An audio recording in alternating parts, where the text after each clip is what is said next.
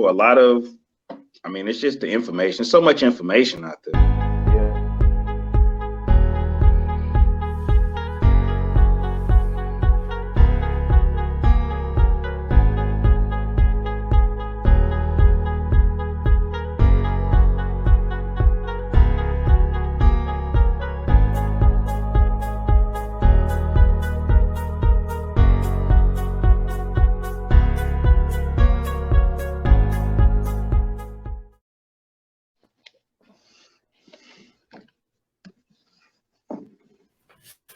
Quality Life Podcast. This is episode 32.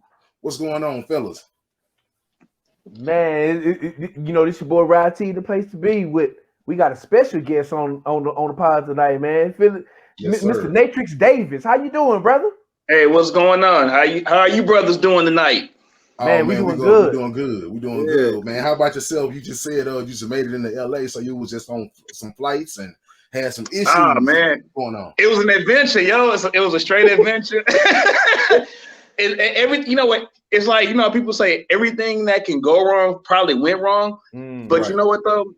It was worth the trip in the sense of it was the journey. Right. You know what I mean? And the attitude, keeping the positive, because you know what? It was out of my control. So what's the purpose of really stressing? You know what I mean? Right. And there's a solution. So I just kind of was like, hey, kind of roll with the punches, you know? Right. Yeah. Make lemonade out of lemons, huh, my brother? Bro, and add a little sugar. I'm great. Right. It's good, like bro. Yeah. Okay, so for what you guys don't understand, what we have tonight, we got Mr. Natrix Davis, and we are going to be talking a little bit about the ADOS movement. You know, that's you know, I'm gonna let Mr. Davis go in and kind of give his explanation. But before we start talking about the ADOS movement, we're gonna do a little house cleaning first. This is a segment that Rod T kind of introduced to the podcast. So Rod, go ahead and start off with your house cleaning, bro. You know, I definitely gotta, you know, when the house cleaning segment, Mr. Davis, is we just show love to people that's been in our corner that's rocking with us and you know, supporting us, you know. So, you know, Troy, Denise, my boy Don Dada, man, shout out to y'all. And you know, the ladies out there, y'all looking to get something going, you know, get a nice little outfit, you know, you hit up TroyDenise.com. That's TROYA Denise.com. She'll take care of y'all. You know, my uncle Jason T got the Very Opinionated Show with Maximilian and the Gorgeous Snow. They've been on a little hiatus for a little bit, but they say they're gonna come back strong. Hopefully, you know, Natrix, you come on to that show too, you know, when we set that up, you know, you know, my boys Dylan and JC, man. JC, he definitely want me to shout out his younger brother, man. Shout out to Lonnie here. It's his birthday today, you know, turning 28. So happy birthday, brother. You know what I mean? When you check this out, brother. Man, big ups to you. Happy birthday. Feliz cumpleaños. And you know, my last one, Dre Day, my boy Pat and Smiley Face, man, you know, and we, you know, and everybody else that's rocking with us, and you know, special shout out to JC Davis, you know what I'm saying? She the one that set this up, you know what I mean? And for her, Miss Nations wouldn't even been on this pod. So appreciate you, you know what I mean? You know, we just, you know, trying to you know, bring more eyes to the pod and talk about what's going on with, you know, with us as a people, you know. And we very honored to have you on the show today, brother. Yeah. So my house cleaning is just simple. Mr. Natrix, thanks for being on the show, man. You could have been anywhere else. You could have been on any other show, but you're here with us. Yeah. For those of you who don't know, he's actually an established author as well. So we're gonna get into that a little bit later in the show. And he's very, very informative and knowledgeable on the ADOS movement. I'm not telling y'all that he know everything. But what I'm saying is he may know some things that y'all probably haven't know, or he may have a perspective that y'all haven't looked at this movement in alignment with. So that's my house cleaning for the night. You got anybody else you would like to pay any respects to, anything, Mr. Davis? Yeah, I would like to shout out to all the people out there who have supported the Peanut Butter and Jam brand, all the fans, all the customers. I mean, just everybody.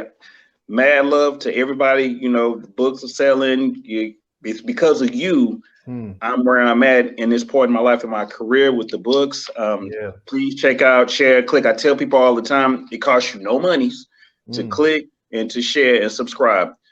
Again, it's about getting out. It's for the kids. I'll tell you, it's for the kids. Do it for the kids. Right. Do it for the children. Yeah.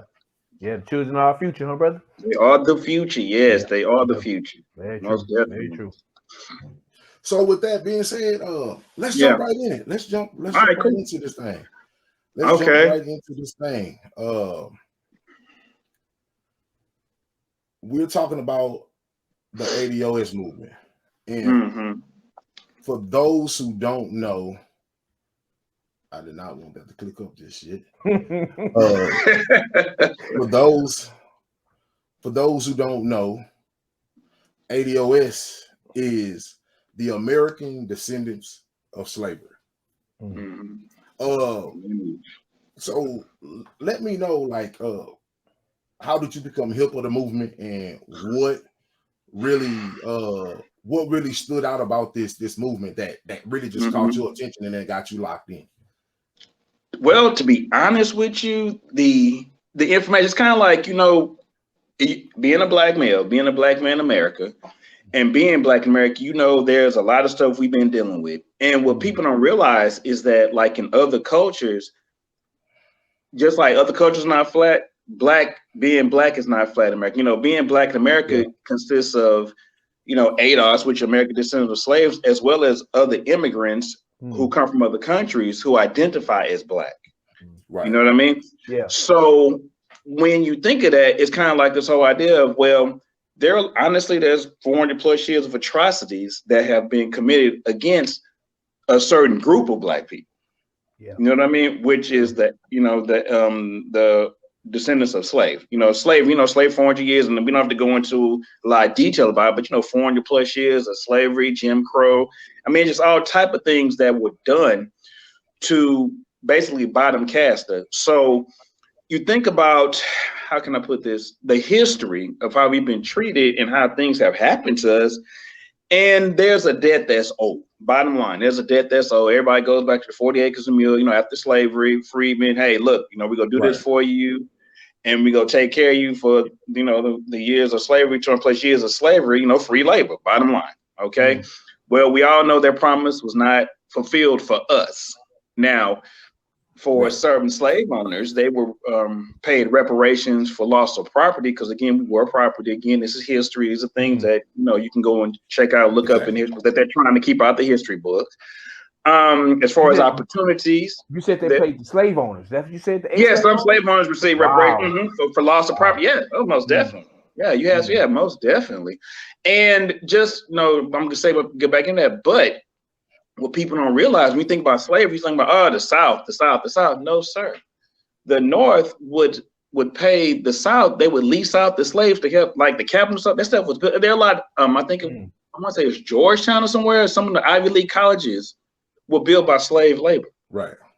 Oh wow. You see what I mean? Right. So it wasn't just this whole, the South is bad. And just let everybody know, ending slavery wasn't about, we have to free us. It was about money. Bottom line, the whole thing, it was about money. It was about money. Bottom line, the South was coming. The South was a powerhouse. Again, history, go check it out. You know what I mean? These are all things that are out there that you can actually look up. So anyway, with the ADOS movement, you know, it's like, well, you owe the debt. So it's kind of like, well, how do you distinguish who is on? Because again, you have black is not flat. It encompasses different groups. Yeah. You know, you have those of us whose ancestors were brought over here by force, and you have others who, I mean, to use some of the words of Antonio Moore and Yvette Carnell, came over here on an airplane. You see what I mean? And don't even understand that the struggles of our ancestors were predicated or allowed for them to come over. You know what I mean? Because you had, I think it was the Immigration Act of 1965. That in itself is what kind of helped allowed for other groups to come over here. And that's just not just blacks, it's like a lot of other groups as well. So saying I like doing some history, looking at my family, because I mean, I have family. There's my family, at least on my dad's side, originally, they're from like Egypt and Warden, Texas. Well, and I have ties to that slavery out there. I've going into my history of my family and finding out all the atrocities that have been committed against me, and talking to my grandmother and just the stories. It's like, man, this is crazy. It's like, I had a grandfather who fought in World War II. And, you think about a lot of times we join the services, we join things like that because we want a better life for ourselves. So you go join the military, you get your house, get the GI Bill. Well, a lot of our soldiers were denied that. A lot of our soldiers, hell, my grandfather's one of them that didn't get the benefits of it. Wow. And he got shot up in World War II. Right. Wow. You know what I mean? Right. So, or what they were going to, or giving a portion of it. So those are all things there. But anyway, going back, segue into ADOS. So understanding all that about my family and things like that, I said, hey, I really want to, because it's a death. Oh, and what can I do? So I discovered maybe about a few years ago, officially, as far as discovering and giving it a name. You know what I mean? Okay. I always class myself as, having that connection to slavery and descendants and things like that. But ADOS, Yvette Carnell and Antonio Moore. And what happened is I've been following them and everything, and they create the ADOS Foundation. Advocacy. I'm sorry, ADOS Advocacy Foundation. We can find it at adosfoundation.org. Yeah, and check it out.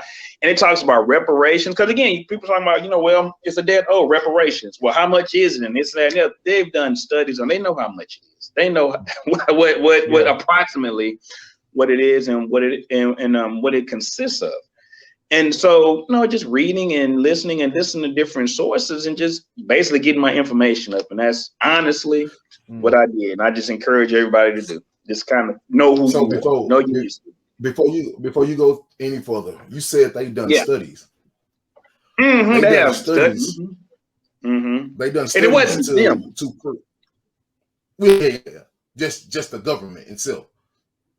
Yeah, the government knows exactly how, like, I don't know exactly what the effects were. As a matter of fact, the thing is that, again, Antonio Moore, he did a video and he had them put out the numbers and how the numbers were being counted, because they wasn't even counting necessarily what was happening to us specifically, because you need specificity. Right. Okay. I can't come in like reparations are not owed in America. They're not owed Nigerians. Are not owed Caribbeans. Are not owed other groups outside of the American descendants of slavery. Well, you have to classify yourself as a group. Okay, we have to be classified as a group. We need to have on the U.S. Census. Hey, you got black, not black. We need to have a category for ADOS. That's the bottom line, because we are our own group. It is our lineage that's connected to this. You know what I mean? Again, all this information, Antonio Moore, Yvette Carnell, I mean, most definitely educated brother and sister, most definitely. As a matter of fact, they even have a convention coming up in October in Kentucky. What's up? What do they just get a whole bunch of people together and check out. Okay. I mean, I think you can go online and check out the last convention, but they talk. I mean, they give an overview about everything and just what you can do. I think this year is like basically what can you do? How can you participate and really spread this? Not just think like people can participate. You know what I mean? Everybody participates differently. Yeah. Everyone doesn't have to be in the streets. You know what I mean? Right. There are many ways you can participate. I was having a conversation with a brother a few days ago, and we just talking about it. And he was like, yeah, but if I want to participate and look it up, but what about my family? Don't I have to feed my family? I mean, I don't want to endanger my family. I'm like, bro, there is more. You can adapt to your situation. There are more ways to fight a fight, you know what I mean, than just necessarily physically. And that's kind of, we getting white supremacy and the system white supremacy, and how it has continued to bottom cast us, has continued to oppress us. Hell yeah, for you out there don't understand, yes, you are still being oppressed. Okay, don't think it's not happening. You got a nice job, and trust me, you still being oppressed. Your little piece of supply is very minuscule. Like crumb, huh? And most definitely, because you think about it, it's about the kids and it's about generating wealth. And honestly, we really don't have wealth in our community. I mean, this is real talk. Oh, we really very true. And a lot of us don't understand. We don't. Yeah, they don't understand that we don't. I mean, it's good that you have a nice car. Just understanding money.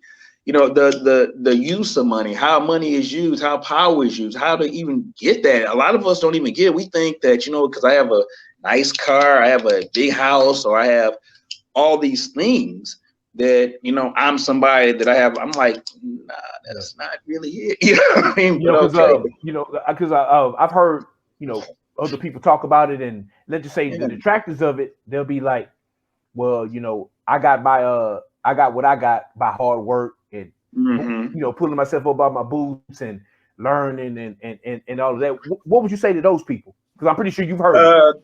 What I would tell them is that you obviously didn't listen to the great Martin Luther King Jr. when he stated, okay, and he talked about the bootstraps and talked about how do you pull yourself by bootstraps when you don't have any straps for your boot, okay?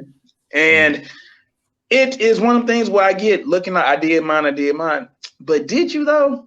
You know what I mean? But did you really do it by yourself? But did you though? Because you talk about the opportunity. Well, look at the gatekeepers. Look who's running stuff. Okay. Regardless of what you say, you did, I did it myself. Did you, or were you allowed to do it? And you're only allowed to go so far sometimes as well. Because sometimes what happens is that people would allow you to be okay as long as you don't in some way, sort of fashion, surpass them. That's true. Okay. You cool as long as you're not doing better than me. Yeah. Okay. You cool as long as you don't make me look bad. You know what I mean? Yeah. You can't go past a certain point, huh? No, sir. You have to you have to have that out there. I mean, you're gonna always have people out there who are gonna do good. I mean, like a lot of times people look up to like celebrities and things like that. And I always think to myself, I'm like, you know, and then listening, it's like, okay, well, yeah, you're a celebrity, but are you really fighting the same fight now?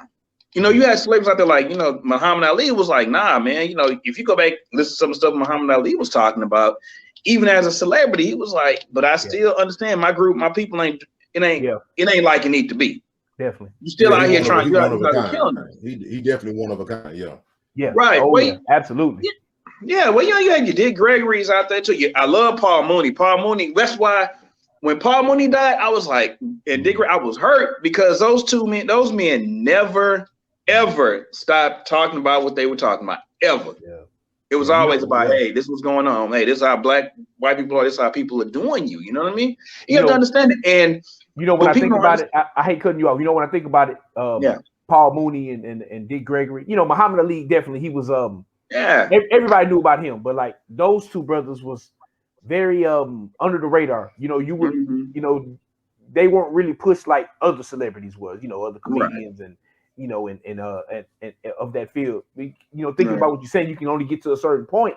And, you know, like you said, when you pull yourself up by your straps, well, the other people are allowed to, let's just say, flourish and shine more than people that like them, because they, you know, they spoke some real stuff, brother. You know what I mean? No, but hold on. Let me retract on that. Okay. You gotta understand, the late great Dick Gregory ran for president of the United States. Not many black folks are doing that. That's true. So that's true. You can name your NFL stars, your NBA stars, your singers, your athletes, your actors. For him to talk how he talked and he ran for president. Yeah, that's true. He should have been. He should have been taken out a long time ago. Yeah, yeah, you know? and as far as we know, they might have tried to. They might have tried a few times. So with him still being free at the tongue, that goes to show you that a lot of these people could be free at the tongue if they want to. Because I get it. I get. You know, you in these specific leagues and you in these specific quote unquote fraternities, whatever they want to call them, these little different sectors of life where you one of the prominent, you know, African Americans of this country. Right. But how long are you going to allow them to keep the muzzle over your mouth for the money? And you know? that's most of it. Go ahead. You have a point. No, you have a point. It kind of goes back to what I said when I was having the conversation, referring back to the conversation I had with a good friend of mine, you know, his whole thing was like, Right. I mean, I got a family. I mean, you know, why you'll hear this? Why are we fighting for something that's overdue? If they haven't done it already, what makes you think they're gonna do it now? What makes you think, why are you begging? I'm like, bro, it ain't got nothing to do with that. Or, you know, focus on moving forward. Like I was talking to one brother, and he made a comment. He was like, well, something that why not? I guess what he was saying. Just have it to where a part of it is just relieving student debt or student loans. I'm like, but that's just one segment, and most of the student debt is not owned by Black people. That's true. Exactly. You see what I mean? I mean, you can look at the numbers. It's not most of us. Exactly. Just based on the census numbers. If we want to do the breakdown, even though we know it's not like itemized to a T, but let's okay. We're that we've been over that 13% in this country.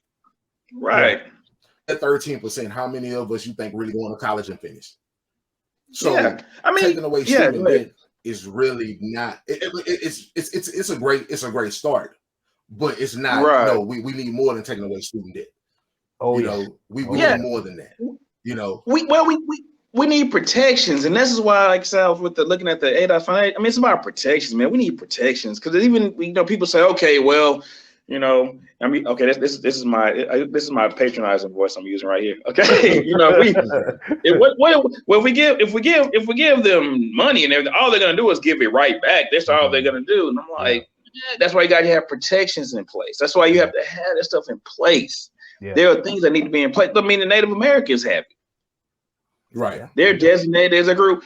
As a matter of fact, I was reading a story, and when they were doing I guess it was the COVID vaccine, they were doing something or test, and I might be a miss, but if they were denying Black people who were part of the nation or Native American nation, because they were basically saying they weren't part of the tribe. So because you're not part of the tribe, you can't take advantage of this.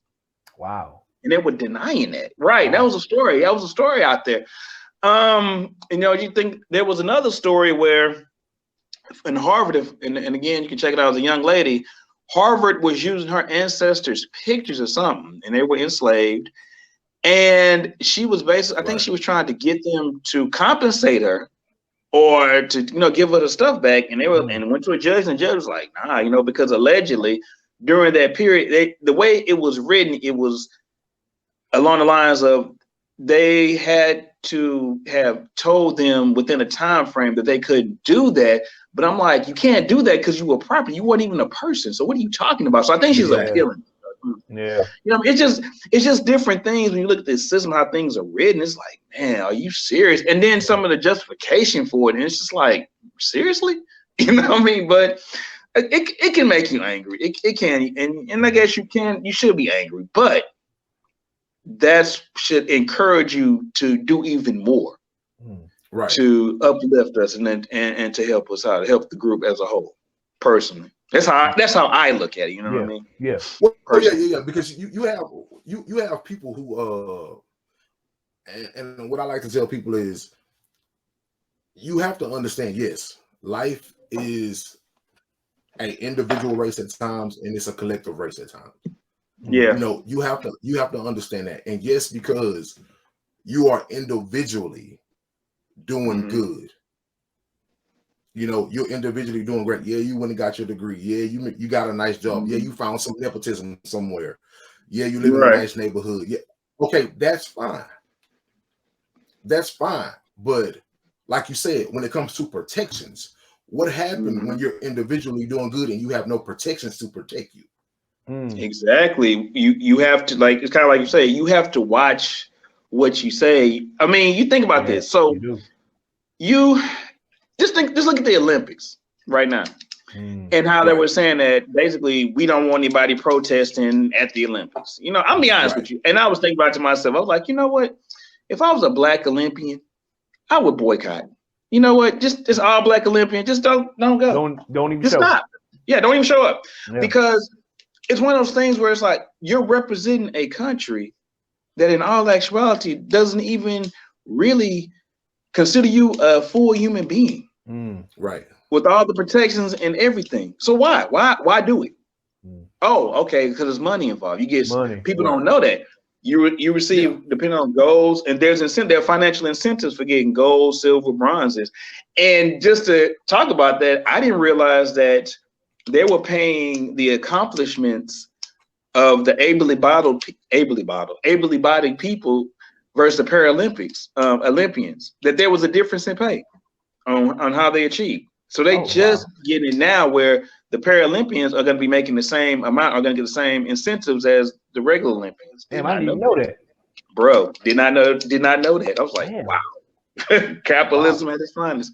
Yeah, true. Well, yeah. True. It's at the end of it, it's going out the dollar. Yeah. Like they say, man, it's about the dollar in educating a certain group. It's about a dollar in keeping a certain group ignorant. Right. That's at the end of the day, it's about the dollar bill. So with the ADOS movement, most people I know who even knows that any slightest thing about the ADOS movement, it's pretty much just it's about reparations. It's about reparations. It's about reparations. I mean, it's part of reparations. Yeah. It's mainly part. No, go ahead. I'm listening. You got it, bro. So, the movement is predominantly that was their focal point, was predominantly about reparations at first. Because I mean, when you look at us as African American civilly, like we got so many struggles that we need to we need to itemize and get taken care of. But like a lot of people say, it's hard to conquer these issues when we don't have the financial backing. So reparations will be looked at as the focal point. Because it's hard to fight without money. And power, yes, money and power. Yeah, you most definitely correct. When I think about reparations, things like that, the protections and everything, it's like, okay, because it gives you options. It gives you options. Even going back to what people say, with black folks, I don't know if you ever watched the Dave Chappelle show. Did you ever see the Dave Chappelle show? Oh yeah. When they gave the reparations, they did this. By the Escalades. Oh yeah. Right. Yeah. And you're gonna always have people who are gonna do that. You know what I mean? I mean, that's just how it is. I mean, you had it on both sides. People got money, they go out there and they floss in it. Because we live in a society not based on who you are or your worth on who you are, but on what you have, materialism. And that's done for a reason. That's done for a reason to keep you out there running and buying and consume. Exactly. Consumerism. Okay. That's done by design. I get it by the powers that be. I get that. I understand it in real talk. So yeah, you're right. You will get those, but you'll get those other ones out. What about those other ones out there who are not going to take their money? They're going to take the money and they're going to invest. They're going to empower the groups. They're going to go out there and quit. Because here's the deal. Let's say you get this money, whatever. Now you're saying, hey, okay, now I got this money. Now I'm going to go out and buy this land. Well, as a landowner, I don't have to necessarily sell that money to you. I mean, sell that land to you, or I can sell it for a higher price. Yes. Which means that now I can get that money back. So the key is what protections do we need, or what do we have? What are the protections that's going to allow for someone not to do that? You know what I mean? The land and stuff that was promised to us. Hey, hey, it's time to get out. Hey, get you a map, like you cut up this land when you was giving it out to everybody else, and you was trying to create the states. Hey, you need to handle that segment, because without us and without our labor, there is no financial powerhouse as the United States. Real talk. Yeah. I mean, it's okay. When you look at the concept of redlining, right? Oh yeah. Now, what's your ideal of redlining? What's my idea? I mean, they took an area. I mean, the history of it. Right. They took an area and they're like, hey, okay, here they're gonna draw these areas right here. Okay, these are areas are gonna be basically they what is it called? They priced out the land based on who was in the area. Okay, low income, this land's not considered good development if they put all the color people, whatever, and white people, it was higher value, higher land, and they even had the idea where you couldn't move in certain areas. You had to pay double. You had to get a intermediary to get a house. I mean, it's just crazy, yo. Yeah. I mean, it's like and again, these are all things that you can do and you can look up. You know what I mean? It was just a process of just keeping us oppressed. It's just another way of oppressing us, man. Like you say, not letting us get past a certain point. Well, see, I brought up redlining. Right. Because I always tell people, it's funny how when we ask for our own, they forget the concept of redlining and how they would give us our own, that what they want us to have. Yeah. You see what I mean? Right. Yeah, that's true. So well, it's like. Go ahead. No, go ahead. I'm listening. Go ahead. You got no. Go ahead. No, I was gonna say, you know, when you talking about redline, I mean, you think about it. I mean, it's like where I live at. I've looked at neighborhoods. I don't know if you guys grew up, but growing up in Houston, the third ward, the different wards, things like that. And I'm looking at them, and I'm looking at the gentrification, everything that's going on. And it's like, you know, a lot of places the crime rate used to be high. It's kind of like, is this by design? You see what I mean? The first thing that comes to my mind when you say that is the heights. How it was when we was coming up and how it is now. Night and day. You know what I mean? It is night and day. My grandmother used to live out there. Yeah. And it's crazy because I live near the area, and seeing how it has changed in over the past 10, 15 years, it's like, wow. And watching, it's kind of like, wow. And you knew about the crime rates out there. You knew about that kind of stuff. It's like, so you're gonna let this happen for real? Exactly. Driving through, I did a show I did a function at Hartsfield Elementary, and I came from the other side, coming up Spur 5, going up to MLK, and I didn't realize, because I hadn't been over there in a while, I didn't realize how much they had built up the MLK area. Oh yeah, I did not realize. It's looking way better than what it did. Yeah, it is. It's real nice. And to see the population versus growing up and my grandmother, going to my grandmother's house, and still, you know, still a couple of houses over there, but just seeing the differences, it's like, oh yeah, they're getting rid of y'all. Hell, the Hiram Clark area, south. I mean, over there. You look over there. They're buying out those places and turning them into duplexes like this. Yeah, yes, developers. And the taxes. You know, a lot of gentrification is heavy, just like third ward. Yep. Yeah, I mean, and you got, I mean, even though third ward still has some money in it, but you look at some of the places they bought out, and a thing of this, it's like you think to yourself, when you think of houses and being able to pass homes down to the family, you know, that in itself is a form of wealth. Being able to take a home, being able to pass it down, because I don't have to go out buy a home. So that's a form of, you know, passing wealth down. Yeah. And when you got somebody that's living in the neighborhood, and it's like, again, we have this idea of consumerism. It's like, well, I can make this quick lick right here, take this money, like that. I'll come in, I buy this, we'll give you this money for this house. So now you can get you 500, not even 500,000. I'm gonna say 250 for a house. Okay, here, take this house, sell out. Right. Now you gotta take the money that you received and go buy you another house. Buy another house. So now you got another 30-year, 40-year loan. Versus in your mama house who gave it to you, it was already paid off. Already paid off. Yep. You know what I mean? So that's equity. You know what I mean? Yes. But I'm sorry, boss, but you know, I think we maybe a couple of episodes. I think a couple of episodes back, we touched on that. You know, we touched on, like, we talking about athletes and stuff, and what we're taught in schools, as opposed to what we should be taught. You know what I mean? Because like you say, we're taught.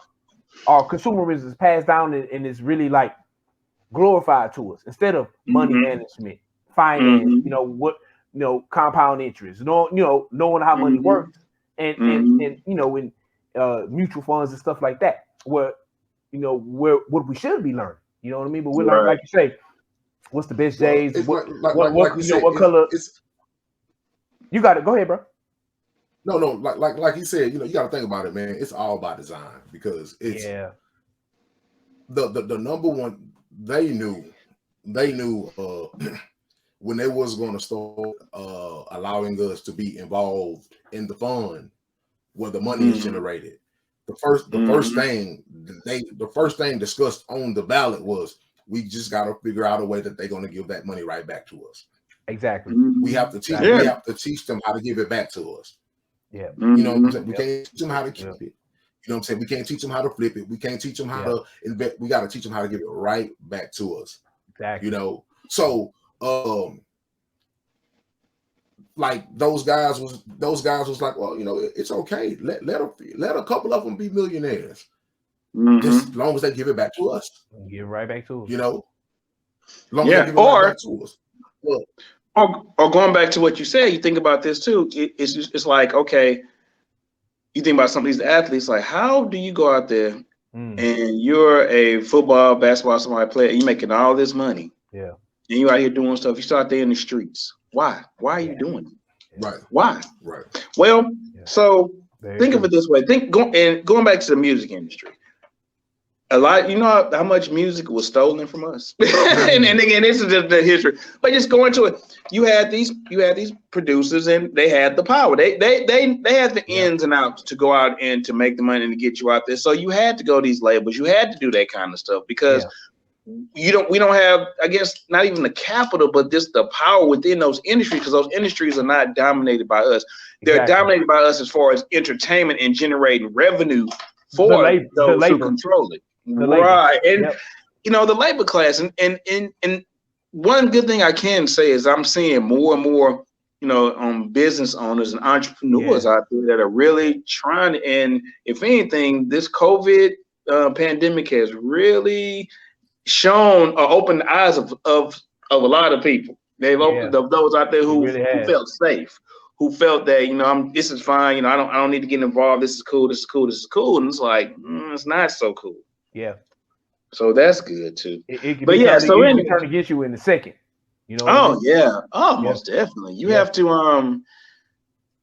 understand. You really have to understand, you know, how things work. And I'm still learning. I mean, because I want to learn. I want to know more. So I'm looking at all, you know, different types of information that's out there, because it's not about me. It's about my kids and my kids' kids, in my opinion. You know what I mean? I agree. And it starts with me. Being a parent, being a father, it starts with me. And so I have to, you know, I'm gonna do, as any parent, I'm gonna do what I'm gonna do the best I can for my son. So definitely. I agree with that. So it's information, man. Just we gotta share. We gotta share. We gotta have these conversations, and you know, just really look out there, get the information out there. And because again, everything that I'm talking about, this is not just coming off the top of my head like, oh yeah, he's just an amazing person. It's like, I'm listening, I'm looking, I'm reading, I'm researching, and trying to share as much as I can. I mean, even with my books, you know, imagery, which whenever you're ready to talk about those, talk about that too. Definitely. But you know, just the imagery. I think Messiah Boss was alluding to it earlier. I think you're saying, aside from reparations, what would be another bullet point or a staple of the ADOS movement? Well, like I was reading earlier, it says when you look them up, it's like the ADOS movement focuses mainly on demanding reparations for the slavery in the United States. They push colleges and employees and the federal government to prioritize ADOS and acknowledge that affirmative action policies originally designed to help ADOS have been used largely to benefit other groups. So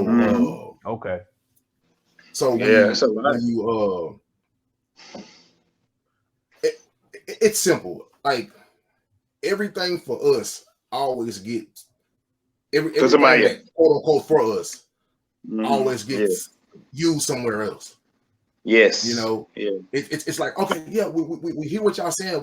We got a plan in play, and then they put it in play for another group of people, and they get their reparations or the stuff that they're entitled to, and then it's like, whoa. So we know it's working, and we know y'all have the funds to give. So how y'all just keep hopping over us?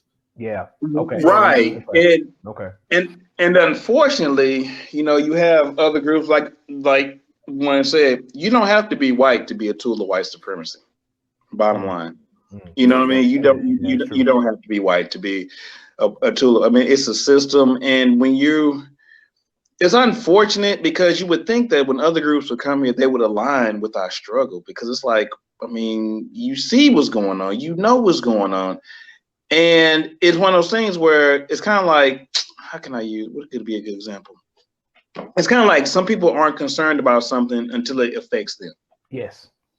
And we've always, as Black people, we've always, you know, supported group. We try to do the thing that's morally correct. You know, it's about the love and the emotion. And hey, you know, that's not right. We gonna help you. That we should do this. And you've had other people from groups, other people who have joined in, but as groups, as wholes, nah, you know, I mean, nah.